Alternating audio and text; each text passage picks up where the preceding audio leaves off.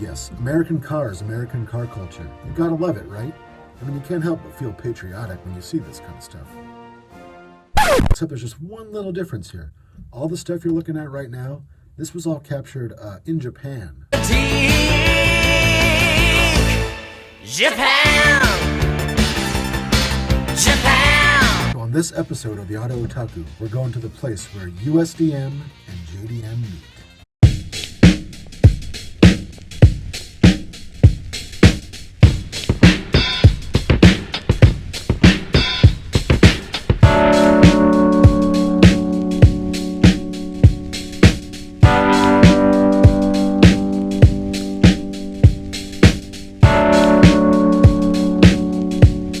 So when you think of Japanese car culture or JDM, the things that come to mind are probably going to be drifting, time attack, VIP sedans, the Skyline GTR. But what about hot rods, lowriders, customs, muscle cars? So American car culture is beloved around the world. People dig this stuff everywhere. But Japan in particular has always had an appreciation that frankly is on a different level. I've had the opportunity to see a lot of this stuff for myself over the years. I never fail to be impressed by it.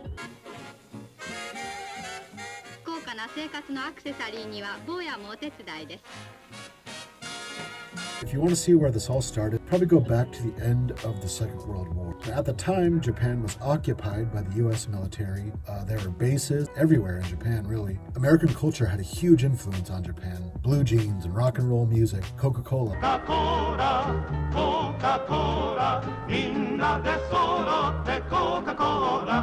By the 1960s, Japan's own auto industry had grown to the point where most people were buying these domestically produced vehicles. They were smaller, they were cheaper. American cars became less common for general use, but in a way this almost made them more desirable. You get to the 1970s and the 1980s. By this point, Japan's own auto industry had exploded. Japanese car makers were making better cars and a bigger variety of cars than they ever had.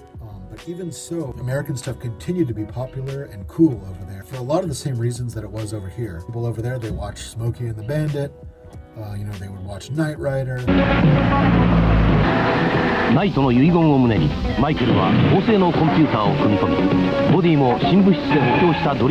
You get into the later part of the 1980s. Of course, Japan's economy is going through the roof. Everything was about excess. They were crazy about high-end foreign goods. A wealthy person might buy a Ferrari or a Porsche, but plenty of them, they wanted to drive a Corvette or a Camaro.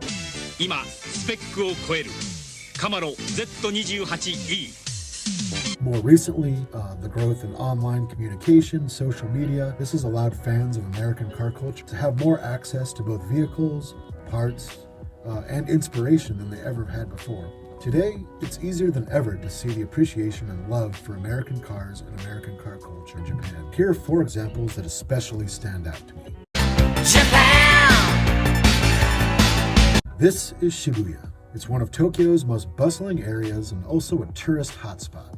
But once a month, it also becomes a rolling car show known as Daiichi Shuya. These unorganized but massive cruising sessions draw cars and car enthusiasts from all over the Tokyo region, and their primary vehicle of choice is the lowrider. I've been to these, and it's really hard to describe in words what you see. The authenticity is just mind-blowing. With cars and parts being harder to come by and generally harder to own in Japan, you just don't see that many half-assed builds. To see all of these lowriders and customs driving under the lights, it's kind of surreal, and it is awesome, frankly. Other Japanese cities, it's the same story. Nagoya, in particular, has an industrial background that's kind of made it an epicenter for custom car building and lowriding. The slammed Impala or the hopping Cadillac, they're always going to be tied to the streets of Southern California where they were invented, and they'll always be loved here in the US. There's a legit argument to be made that Tokyo in Japan might actually be the current world capital of lowriding. Japan! So when I talk about the popularity of American car culture in Japan, I'm not only talking about American branded vehicles. There's another group who is obsessed with the US versions of Japanese cars. As an example, take the Japanese cars of the 70s and 80s. Here in the US, something like a Datsun 280Z, they'd always come with these huge, unsightly bumpers, which they had to put on to meet crash regulations here. And typically, one of the first things we would do over here is take those bumpers off for a cleaner, smoother look. And there are people over there that basically want to do the opposite. If you go to a vintage car show in Japan, it's not uncommon at all to see something like a 280Z, proudly sporting its big bumper, California plates, left-hand drive, of course. In fact, the last Datsun I owned, a 1980 210 hatchback, I actually sold to a friend over in Japan. A car that was built in Japan, exported to the US. It lived a long life here, and now it has found its way back to Japan. And then there's the popularity of Japanese vehicles that were not built or even sold in Japan. The Toyota Tundra is a perfect example of this. While it might be a Toyota, the Tundra is really about as American as it gets. It's giant, it has a V8 engine, and it's built and designed here in the US specifically for the American market. So when you happen to see a Tundra on the streets of Tokyo, as I have a few times, you have to remember it's not like someone just walked into a Toyota dealer and bought it. They're driving it because they really wanted it. To have to park it in the super tight parking spot, someone putting up with a lot to drive something that they really love, and I dig that a lot. There are other examples of this as well. Suzuki Jimneys or Honda Civics doing the full lowrider look with Daytons, and then you have people that will take a Toyota Hiace or a little Suzuki K car, and they'll totally restyle the thing to make it look like a vintage Dodge van or a Chevy pickup. There's a lot of funky but cool stuff pays homage to classic American cars. And if you want to get really nerdy, there's even a subculture that's specifically into the American interpretation of JDM. Do you remember back when it was popular to put the little, new driver leaf on their cars? You would see people doing that in Japan in imitation of people over here. If you go on eBay, there's people selling fake Japanese license plates where the kanji on the top is actually backwards. So you'll see people in Japan specifically buying those to imitate the look of someone that likes JDM here in the US. Just shows how geeky and detail-oriented a lot of enthusiasts in Japan get. Japan!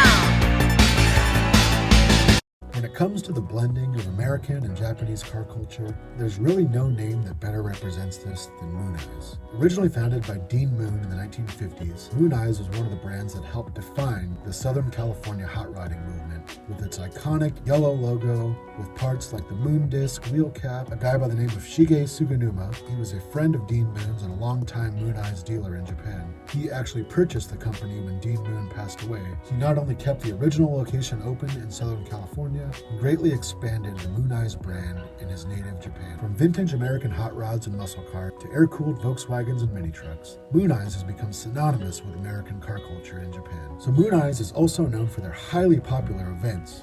There's the Tokyo Street Car Nationals, which is an absolute melting pot of all things custom car culture. Yokohama Hot Rod and Custom Show, which is one of the world's premier indoor custom car shows. It gathers guests and builders from all over the world. It's been happening for decades now.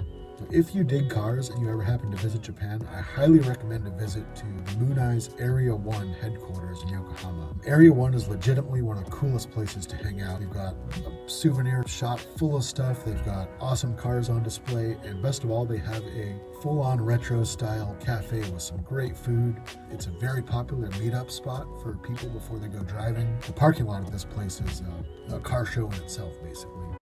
Japan! Finally, we get to what might be the coolest and most unusual example of American car culture being reinterpreted in Japan. Dojiban. It sounds like a Japanese word, doesn't it? But it's actually just the Japanese pronunciation of the words Dojiban. Dodge van. More specifically, Dodge Ram vans from the 1990s and early 2000s have developed a cult-like following in Japan. Actually, to call it a cult following is an understatement. The Ram van was always pretty common in Japan, along with the Chevy Astro. There was a group of motorcycle racers that would haul their race bikes in the back of their vans. And at some point, whether it was a joke or just to see if they could do it, they started modifying their vans. They would lower them down, painted them cool colors, they fitted wider tires and wheels. There's a company called i5 that imported a lot of these vans and would modify them and fit the wheels to them. Eventually, there were so many people that were doing this that they decided to start an annual event called the D-Van GP. It's held every year up at Ebisu Circuit. They don't just gather there to hang out. They take their vans onto the track. They actually race them door to door.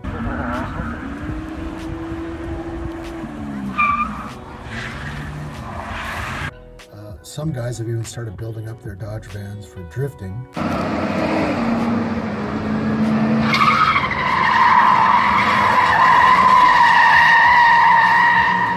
Some of the guys have taken their builds even further. They've started stripping them out to save weight. They fit, custom lightweight, carbon fiber hoods. Some of these guys are putting high-end suspension parts, building up their engines. They're doing, heads, cam, exhaust. So the guys that drive these vans, they proudly call themselves hentai. Don't Google that because you'll probably get some bad stuff. Basically, the word means pervert. Recently, there's a few people here in the U.S. that have, started to do their own Dojiban builds. If you can't tell, I'm sitting right now in my own 1999 Dodge Ram van. I picked up this thing last year with the goal of kind of bringing my own spin to the Dojiban style. It's so cool to see. It's so unusual, but it's also so uniquely Japanese.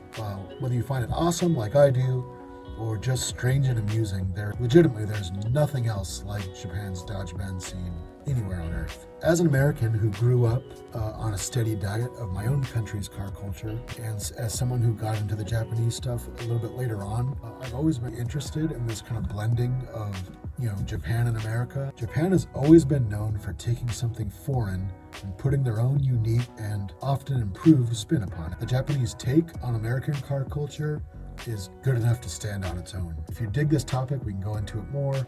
Hopefully we'll be able to get back to Japan soon and show you the cars and talk to some people. If you dig this video, hit the like button. We'll know to keep it coming. Thanks for watching, and we'll see you again real soon on another episode of the Auto Otaku.